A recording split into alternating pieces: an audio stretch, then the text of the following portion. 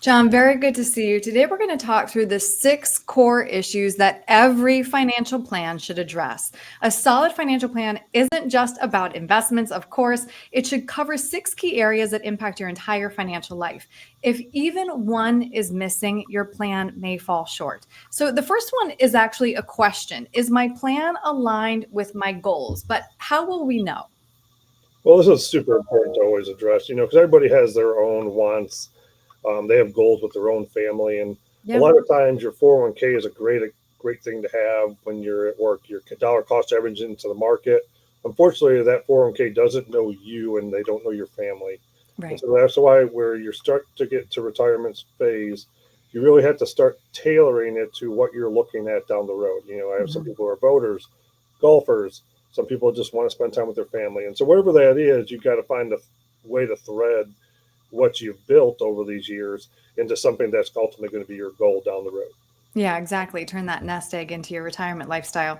Next, of course, income, sustainable income to take us to and through retirement. Sure. And this one right here has to do with, businesses have to have a balance sheet, right?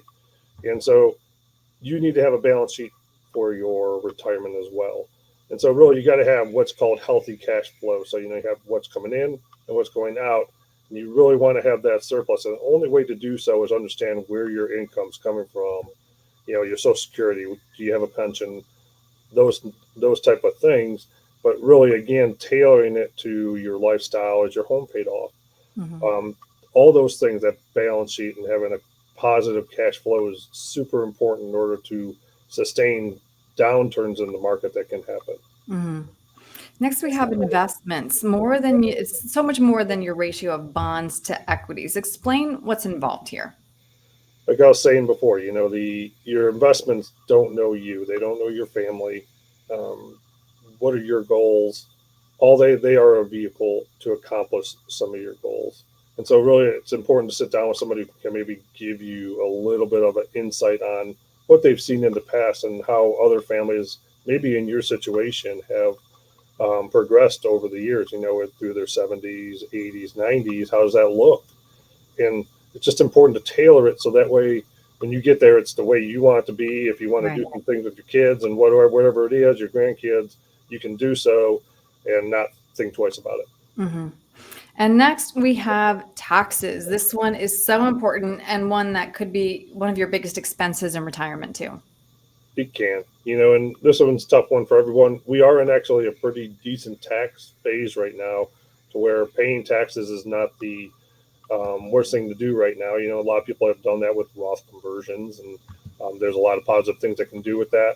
But really, if you can tie together the different types of tax vehicles that you have, your 401ks that are taxable, your Roth accounts that are tax free, then maybe you have some cash in the bank that you can use as well. So it's blending those three items together, and this is where kind of an advisor can help tailor those to understand where would you draw from now, or if you had to take a larger sum, how would you do so? I want to take a vacation with my kids. It's a bigger ticket item. How do we accomplish that? And that, again, that's where coming back to having someone who understands your family and what they you do. And a lot of times, a financial advisor can help thread that needle a little bit Mhm, faster. mhm. Next, we have healthcare. This is probably something that a lot of people wouldn't assume would be part of a financial plan. It should be, because again, this is going to be one of your biggest expenses. Right, and when you get to Medicare, that gets pretty easy to accomplish, right? It's the challenge is when you're not at Medicare and you want to retire early. Let's say you're 55 and you're cruising into 60, and you know what, John, I just tired. I can't handle this job anymore. It's a big expense if you want to try to get off your employer health plan. And so I always encourage people, if you can get to 65, that's got to be the target. But then at the later in life, you have the long term care side. So those are the two kind of polar sides of the equation you Right. kind of have to balance. And that long term care is very important to at least have a plan for and understand what are the costs that go with that. And what I find a lot of times is children who have parents that are going through the long term care. That's where they really get the best view of how it goes, and if they can address that prior to through various reasons or different vehicles, whether it's trusts and whatnot. There's ways to accomplish that. So Mhm. Mhm. There's a way to handle things, and if you can just take time, do your homework a little bit, it can work out really well for you. Mhm. And then the last core issue is your plan aligned with your goals for your financial legacy?